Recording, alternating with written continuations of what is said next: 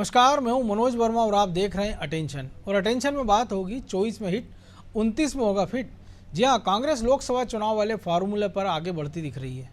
संविधान खतरे में है, इस नैरेटिव को बनाए रखने के लिए कांग्रेस ने संविधान रक्षक अभियान शुरू किया है। कांग्रेस का अभियान देश भर में चलेगा और इसके जरिए कांग्रेस फिर बीजेपी से संविधान को खतरा बता रही है, जिस पर अब बीजेपी ने भी पलटवार किया है। लेकिन सवाल यह है कि क्या संविधान के मुद्दे को कांग्रेस 2029 के लोकसभा चुनाव तक जिंदा रखना चाहती है, और क्या कांग्रेस के इस फार्मूले का तोड़ बीजेपी निकाल पाएगी? आज इन्हीं सवालों के आसपास चर्चा करेंगे, लेकिन पहले रिपोर्ट देखिए।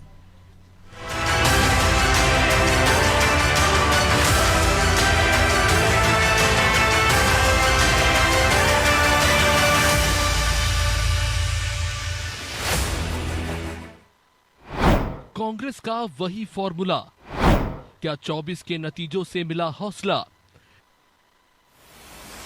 संविधान खतरे में है, संविधान को बचाओ। इस नैरेटिव के साथ इंडिया गठबंधन, खासकर कांग्रेस ने लोकसभा चुनाव लड़ा।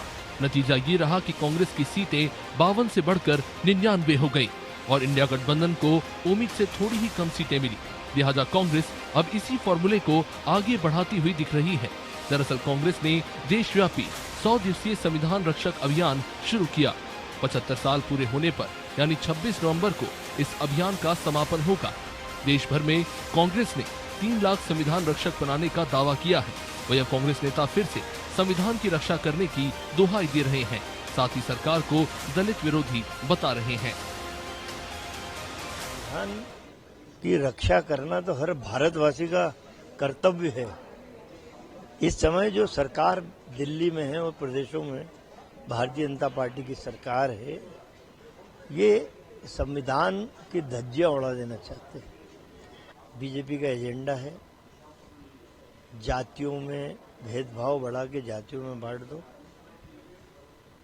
संविधान चूंकि एक दलित व्यक्ति ने लिखा है, बाबा साहेब आम्बेडकर ने, ये इनके गले आज तक नहीं उतर रहा है आरएसएस वालों के और बीजेपी वालों, क्योंकि एक दलित व्यक्ति भी इतना विद्वान हो सकता है, तो इनकी कोशिश है कि बदल दें। कांग्रेस ने संविधान रक्षक अभियान के जरिए फिर से संविधान बचाओ का राग अलापना शुरू कर दिया है। इस पर अब फिर बयानबाजी तेज होती दिख रही है। बीजेपी ने इसके अभियान पर निशाना साधा और कांग्रेस को ही संविधान के सहारे घेर लिया। सत्ता को बनाए रखने के लिए किस प्रकार के निर्णय लिए? याद करिए 1975 का वो काला कालखंड, जब सत्ता पे काबिज रहने के लिए लोकतंत्र की हत्या इसी पार्टी ने की थी। लाखों लोगों को बिना वजह जेलों में ठूस दिया गया था, पत्रकारों को भी जेल में बंद कर दिया गया था। ये वो लोग आज संविधान रक्षा की बात कर रहे हैं, जिन्होंने बार बार इस संविधान को अपनी सहूलियत के लिए बदला है। आज जब संविधान मजबूत है और लोकतांत्रिक व्यवस्थाओं के अनुरूप ये देश विकास के पथ पर आगे बढ़ रहा है, तब इनको संविधान राग लाप रहा है। इसमें कोई दो राय नहीं कि 2024 के लोकसभा चुनाव में संविधान का मुद्दा कांग्रेस के लिए फायदेमंद रहा। लिहाजा अब कांग्रेस की कोशिश यही दिख रही है कि 2029 तक इस मुद्दे को खींच कर ले जाया जाए। लिहाजा वो इस मसले को गरमाने की कोशिश कर रही है। ऐसे में बीजेपी के लिए चुनौती ये है कि वो कैसे 4.5 साल में इस मुद्दे की काट निकालती है, ताकि कांग्रेस आने वाले चुनाव में इसका लाभ न उठा पाए। ब्यूरो रिपोर्ट, अनादि टीवी।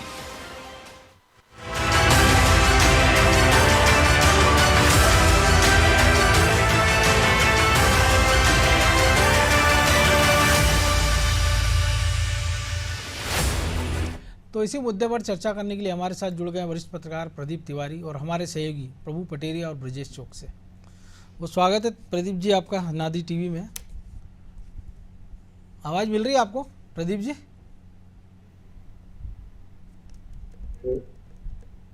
प्रदीप जी आवाज मिल रही है आपको?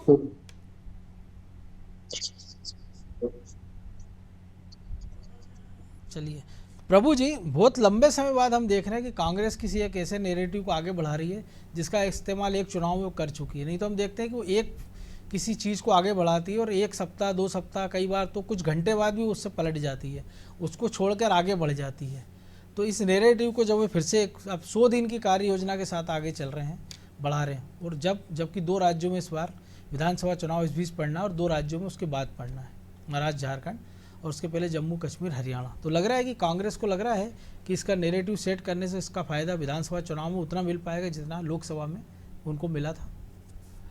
देखिए मनोज जी, संविधान को ये लेकर यदि कांग्रेस चल रही है तो हम इसको जरा पीछे जाकर देखें। जब 5 राज्यों के विधानसभा चुनाव हुए थे उसमें ये मुद्दा उनने कांग्रेस ने पहली बार शुरू किया था कि बीजेपी संविधान का उल्लंघन कर रही, जातिवादी जनगणना ये, और लोकसभा चुनाव में उसको खासी गर्मी दी उनने, और वहाँ जाकर कि अब वो संविधान बदल देंगे यदि इनकी 400 सीटें आ गई तो इस तरीके का जो नैरेटिव उनने सेट किया तो उसका फ़ायदा ये हुआ और तमाम मुद्दों के साथ कि कांग्रेस 99 तक पहुंच गई और 10 साल बाद नेता विपक्ष का भी पद उसको मिला और बीजेपी जो है पूर्ण बहुमत की सरकार से एनडीए की सरकार हो गई।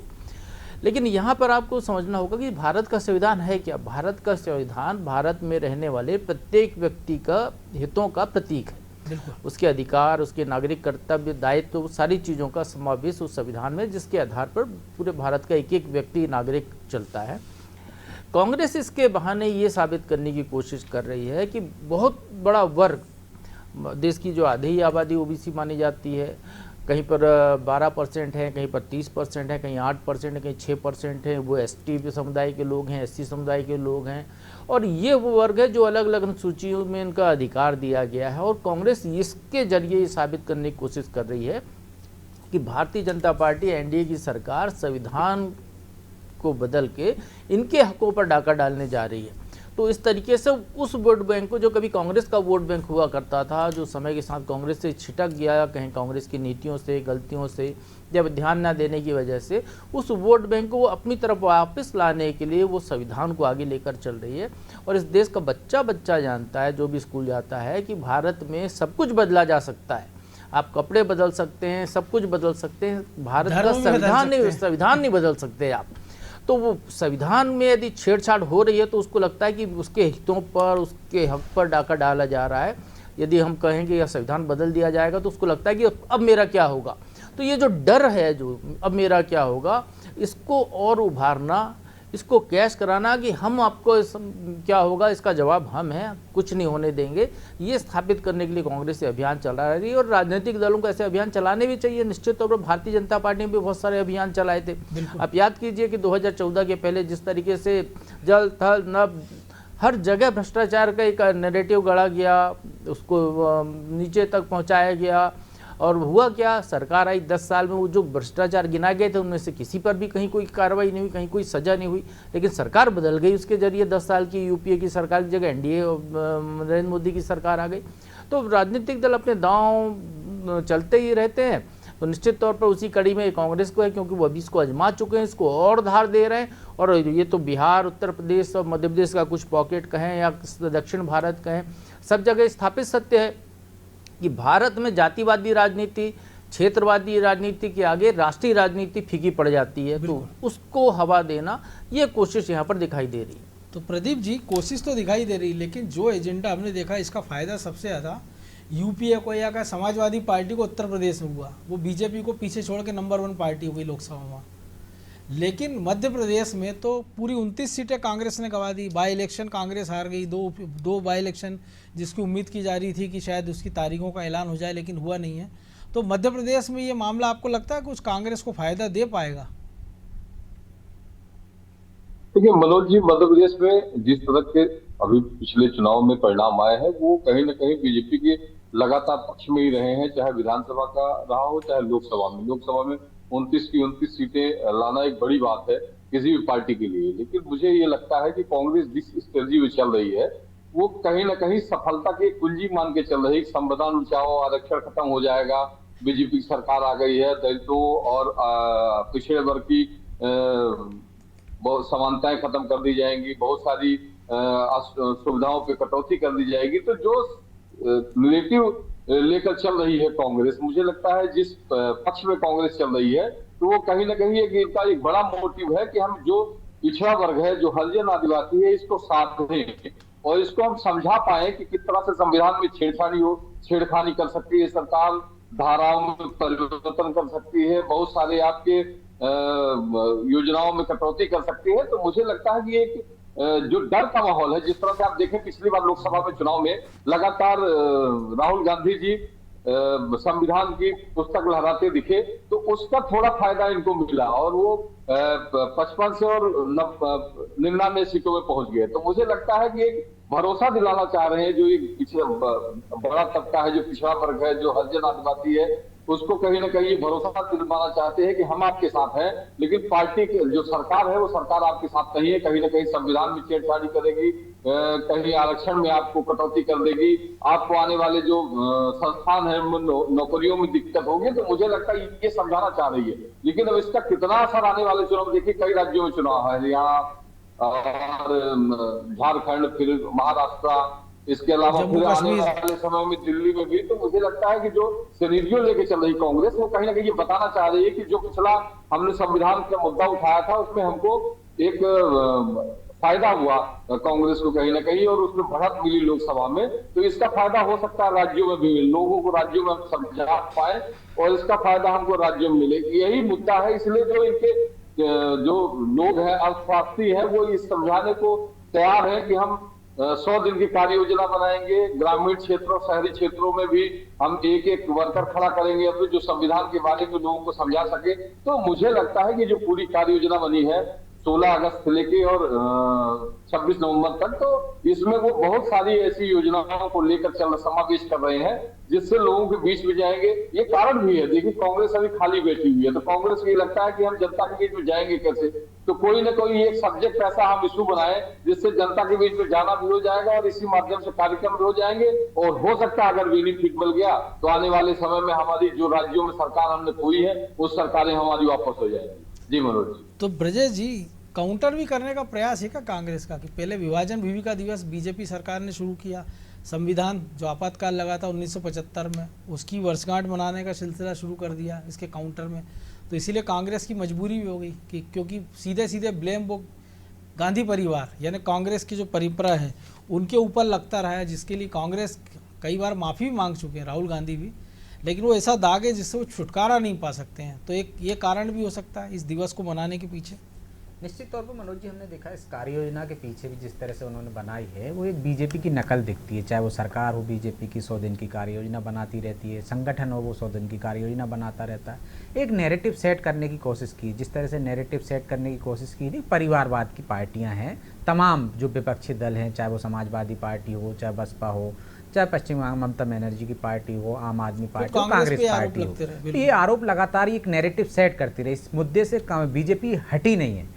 हालांकि हर चुनाव में एक नया मुद्दा, नया नैरेटिव सेट करने की जरूरत पड़ती है, लेकिन कुछ ऐसे दाग होते हैं या जो ठप्पा लगा दिया जाता है, वैसे ही सील लगाने की कोशिश यहाँ पे कांग्रेस करती दिख रही है कि संविधान खतरे में है। जो एक वो टैगलाइन लेकर चली थी, हालांकि वो कह रही थी कि 400 पार आएंगे तो संविधान खतरे में आ जाएगा। अब उस हिसाब से देखा जाए तो अभी तो संविधान खतरे में है नहीं, लेकिन वो ये टैगलाइन है, ये जो ठप्पा बीजेपी पे लगा देना चाहती है कि जब भी ये पावर में आएगी तो संविधान को खतरे में डालेगी और ये हम खतरा रोक सकते हैं। तो जो प्रभु जी ने कहा, डर दिखाने की कोशिश है, एक तबके को, एक वर्ग को वो डराना चाहते हैं, जो उनसे छटक गए हैं उनको वापस लाना चाहते हैं। डर से आ जाता है बहुत कुछ। जिस तरह से हमने देखा है कि हिंदूवादी राजनीति की बीजेपी ने, और एक डर की वजह से तमाम हिंदू एकजुट हो गए, उसका फायदा मिला। दूसरी बार में राष्ट्रवाद का मुद्दा चला, लेकिन एक नैरेटिव काम नहीं करा ना, वही नैरेटिव टूट गया। तो कांग्रेस एक जतन कर रही है ठप्पा लगा, लेकिन मुझे नहीं लगता कि इससे तमाम राज्यों में फर्क होगा। जो आपने प्रदीप जी से भी पूछा था कि मध्य प्रदेश में क्या असर होगा, तो मध्य प्रदेश में जातिवादी राजनीति उतनी हावी नहीं है मनोज जी, जितना उत्तर प्रदेश में है, जितना बिहार में है। वहाँ पे असर हो सकता है, जो हमने यूपी में देखा है कि संविधान खतरे में है, तो उसका असर हुआ कि उनको लगा, कुछ जातिवादी लोगों को या जिनको लगा कि उनका आरक्षण छिन जाएगा, ये सरकार बदल देगी, आरक्षण के हित में नहीं है, पुराने बयानों को लिया गया और इससे एक नैरेटिव सेट किया, एक डर दिखाया गया, उसका फायदा समाजवादी पार्टी और कांग्रेस को मिल गया। मध्य प्रदेश में भी वही सब कुछ चला था, लेकिन यहाँ फायदा नहीं हुआ, क्योंकि यहाँ जातिवादी राजनीति उतनी होती नहीं, कुछ बेल्ट में होती है, वो असरकारक उतनी नहीं है जितनी कि यूपी में है, बिहार में है, हरियाणा में, जम्मू कश्मीर में। मुझे लगता है कि हरियाणा में थोड़ा बहुत असर होगा भी, तो लेकिन अब इतना समझदार हो गया मतदाता कि उसको मालूम है कि संविधान कोई खतरे में नहीं है। क्यों खतरे में नहीं है? कि संविधान कौन बदल सकता है? देश की सरकार बदल सकती है। यदि कांग्रेस के शब्दों में ही माना जाए कि यदि खतरे में ही है, तो राज्यों की सरकार तो कुछ कर नहीं सकती संविधान के मामले में, तो राज्यों पर इसका कोई असर नहीं होगा। लेकिन एक नैरेटिव सेट करने की वजह, और काउंटर जो आपने कहा कि वो कह रहे हैं किस तरह से काउंटर किया जाए कि हाँ, आपातकाल को लेकर जो उन पर ठप्पा लगाया जा रहा है उसका काउंटर करने की, कि आप पर भी एक ठप्पा लगाने की कोशिश कि आप संविधान बदल दोगे। तो ये नैरेटिव बनाने की कोशिश की जा रही है, इसको सेट करने की, ताकि परमानेंट ये हो जाए। लेकिन कितना असरकारक होगा अभी तो ये देखना होगा। कांग्रेस कार्य योजना बनाती है, उसको पहली बार हम देख रहे हैं कि उसको आगे बढ़ाने की कोशिश कर रही है, लेकिन कितना आगे बढ़ पाता है। 3 लाख वॉलंटियर बनाने की बात कर रहे हैं, जो रक्षक की हम कह सकते हैं, संविधान रक्षक बना रहे हैं जो, वो 3 लाख बने भी होंगे कि नहीं, वो तो कागजों में बहुत कुछ हो जाता है, क्या उनका संगठन ऐसा है। लेकिन एक शुरुआत हुई है, चाहे वो दिल्ली से हुई है, मध्य प्रदेश में इसका हम फैक्ट चेक करेंगे तो हो सकता है कि बाल कांग्रेस जैसा इसका हाल हो जाए। वही पदाधिकारी आपको यूथ कांग्रेस में मिल जाएंगे, वही रक्षक मिल जाएंगे। कांग्रेस से नए लोग जुड़ कहाँ रहे हैं जो वो नए लोगों को जोड़ दे इस तरह से। तो मुझे लगता है कि हाँ, अच्छा है हम इस पर चर्चा कर रहे हैं, लेकिन एक ठप्पा वो वैसे लगा पाती है कि नहीं। जिस तरह से बीजेपी डर गई थी, तो उनको लगता है कि इसका फायदा हमें लोकसभा में मिला है तो भविष्य में भी मिल सकता है। बिल्कुल। तो प्रभु जी, भविष्य में फायदा मिल सकता है कि नहीं मिल सकता है तो दिलचस्प बात होगी, देखना पड़ेगा क्या होता है। लेकिन आपको नहीं लग रहा कि जिस प्रकार के नैरेटिव की बात हो रही है, तो जो जातिगत जनगणना का मुद्दा है वो कहीं कांग्रेस उससे किनारा करती नजर आ रही कि उसको एक ऐसा मुद्दा उसको लगा कि शायद चल नहीं पाया। हो सकता है जब नए राज्यों की ओर वो बढ़े फिर से चुनाव में, कि बिहार की ओर, उत्तर प्रदेश की ओर, तब उस पर बात की जाए। फिलहाल तो संविधान के सहारे आगे बढ़ने का प्रयास किया जाए। लेकिन इस बीच एक और दिलचस्प बात ये भी है ना कि जो सुप्रीम कोर्ट का निर्णय है क्रीमी लेयर वाला, कोटे में कोटे का, उस पर कांग्रेस चुप्पी साधे बैठी है, जबकि वो सी SC/ST वोट बैंक को डराकर वोट हासिल करना चाह रही है। लेकिन उस मुद्दे पर सारे सांसद एक हो जाते हैं, कोई कुछ बोलने को तैयार नहीं होता है। तो अगर बेहतर होता कांग्रेस इस पर भी बोलती। पहले मैं कोटे में कोटे की ही बात करता हूँ, तो आपको एट्रोसिटी एक्ट याद होगा। एट्रोसिटी एक्ट में भी सारे नेता कांग्रेस या बीजेपी के, आप मान उनसे यदि चर्चा करेंगे तो वो सभी के सब मानेंगे कि इसमें बहुत सारे मामले झूठे फंसाए जाते हैं। बिल्कुल। लेकिन जब ये मामला आया तो कोर्ट ने कहा कि भाई उनमें बगैर जांच के गिरफ्तार न किया जाए स्तर तक के अधिकारियों को, तो उसको लेकर देश में बवाल हुआ। सारे राजनीतिक दल उसके समर्थन में थे और उन्होंने जो है सुप्रीम कोर्ट के उस आदेश के खिलाफ संसद में कानून बना के पारित करा लिया। बिल्कुल वैसा मामला है, क्योंकि ये वोट बैंक से जुड़ा हुआ मामला है। जहां आपको लगता है कि वोट बैंक है, या तो आपके साथ है वो, या आप उसको अपनी तरफ आकर्षित कर सकते हैं, तो वहां पर सारे राजनीतिक दल उस वोट बैंक की बंदरबाट के लिए एक हो जाते हैं। बिल्कुल कोटे में कोटे का वैसा ही मामला है। बाबा साहब अम्बेडकर ने जब संविधान बनाया था तो कहा जाता है कि वो खुद ही आरक्षण के खिलाफ थे, लेकिन वो तैयार हुए तो उन्होंने कहा कि 10 साल तक दिया जाए। लेकिन आप ये बताइए कि कोई एक व्यक्ति है, वो IAS बन गया या बड़ा आदमी बन गया वो सरकारी नौकरी पर, उसके बाद उसके बेटे को आरक्षण मिला जाए, बेटी को आरक्षण मिले, बहू को मिले, उसके बाद नाती पोते आरक्षण ले। लेकिन एक बहुत बड़ा वर्ग उसी समाज का है जो इंतजार कर रहा है कि उसका नंबर कब लगे। जाति की जगह ऐसा लग रहा है परिवारों तक सीमित रह गया। तो इसलिए वो कोटे में कोटे का सुप्रीम कोर्ट ने कहा था, सुझाव ही दिया था। लेकिन आप ये देखिए कि सुप्रीम कोर्ट ने कोई बंदिश नहीं, आदेश निर्देश कोई जारी नहीं, उन्होंने एक सुझाव दिया था, और वो भी 7 सदस्यीय बेंच में से एक जज ने। लेकिन उसको देखिए सरकार तुरंत उस पर एक्शन में आई। रात को कैबिनेट की बैठक हुई, वक्तव्य जारी किया गया। उस वक्तव्य में कई बार बाबा साहब का जिक्र करते हुए वक्तव्य जारी किया गया कि बाबा साहब जो संविधान बना गए थे उसमें कोई हेर फेर नहीं करने सभी देंगे। दलों को 100 से ज्यादा सांसद प्रधानमंत्री से मिलकर आए। वो तो शायद प्रायोजित भी लगता है मुझे, लेकिन वो जो कहा गया, जो सरकार के प्रवक्ता की तरफ से जो कैबिनेट के निर्णय की जानकारी दी गई मनोज जी, उसकी लाइन खासी महत्वपूर्ण। उसमें यह कहा गया कि बाबा साहब अम्बेडकर के संविधान में जो लिखा था उससे ज़्यादा हटके कोई काम नहीं करेंगे। तो इसलिए जो सुप्रीम कोर्ट की इस बात को राज्य सरकार, केंद्र सरकार नहीं मानेगी, ना राज्यों को इसकी कोई मानने देगी। तो अब ये सोचिए कि वो वोट बैंक पॉलिटिक्स है यहाँ पर, वो एक बहुत बड़ा वर्ग, उसकी आप उपेक्षा करें क्योंकि आपको लगता है कि वोट बैंक छिन जाएगा।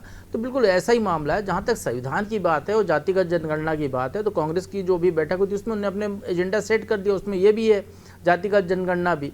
कांग्रेस इस चीज़ को ये लोगों तक समझाने की कोशिश करेगी कि संविधान को तो बचाएंगे हम, और हम रहेंगे तो जातिगत जनगणना करा पाएंगे। तो मुझे लगता है उसलिए ये पूरा अभियान चलाया जा रहा है। लेकिन एक बहुत अच्छी बात मुझे इस पूरे अभियान में दिखती है, उनके राजनीतिक मंतव्य चाहे जो हों, कम से कम इस बहाने संविधान तो चर्चा में आया। कम से कम इस बहाने संविधान 3 लाख लोग तक पहुंचेगा, 3 लाख लोग से नीचे तक पहुंचेगा चर्चा में। लोग पूरा संविधान भी ना पढ़ें, भारत के पढ़े लिखे लोग कम से कम प्रस्तावना पढ़ लें जिसमें लिखा हुआ है कि भारत को क्या क्या मिलना है, भारत के लोगों के क्या दायित्व हैं, किस तरीका भारत हमारे देश के संविधान बनाने वालों ने चाहा था, कैसा भारत हो गया। वो आकलन जब करेंगे तो मुझे लगता है देश में व्यापक सुधार हो सकता है। बहुत अच्छी पहले कांग्रेस के तो अभियान को गाँव-गाँव चलाना चाहिए और पूरे साल चलाना चाहिए। तो प्रदीप जी, पूरे साल चलाना चाहिए, लेकिन राहुल गांधी जो संविधान लेकर घूमते थे लाल रंग के पन्ने वाला, वो नीले रंग का हो गया है। और कांग्रेस के जो गमछे डालते थे वो उनके गले में नीले गमछे दिखाई दिए इस प्रेस कॉन्फ्रेंस में। ये भी कुछ संदेश है इसमें, क्योंकि ये रंग जो है वो बसपा के लिए माना जाता था, या दलित के लिए एक तरह से कहे जाए कि उसके लिए जो बड़े जो पार्टियां थी वो इस रंग उनको बड़ा प्रिय था। ये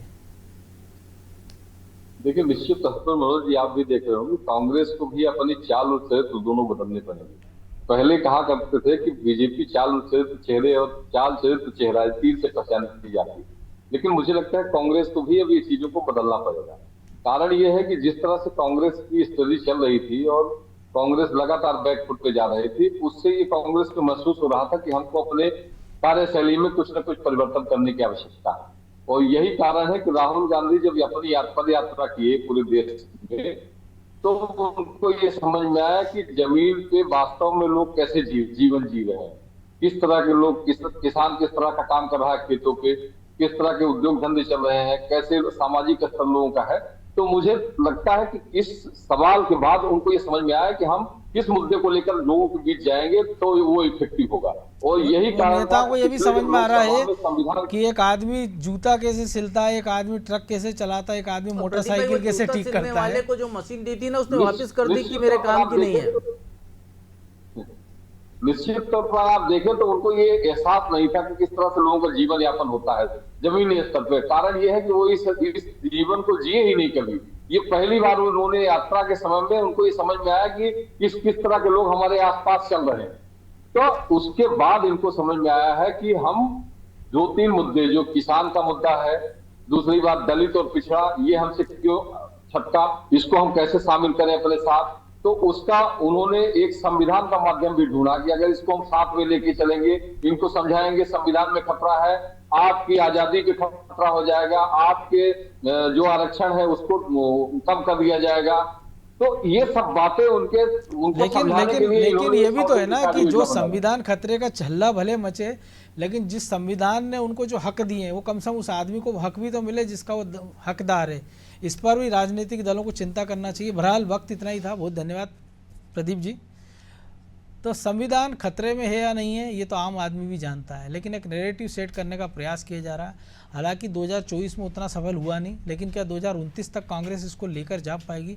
और दूसरी एक और बात है कि अच्छी बात है कि कम से कम स्कूल में बच्चों ने संविधान की प्रस्तावना पढ़ी थी, और अब आज़ादी के 75-80 साल बाद अगर लोगों को फिर से कांग्रेस संविधान पढ़ाने निकली है तो कम से कम उस संविधान में उसको क्या हक मिले हैं और कितना वो वंचित रहा है और क्या उसके दायित्व हैं, कम से कम ये भी उसको पता चलेगा। तो ये उसको समझ में आएगा कि राजनीतिक दल उसके साथ अब तक क्या करते आए हैं। अटेंशन में आज इतना ही। मुझे दीजिए इजाज़त और आप देखते रहिए अनादि टीवी। नमस्कार।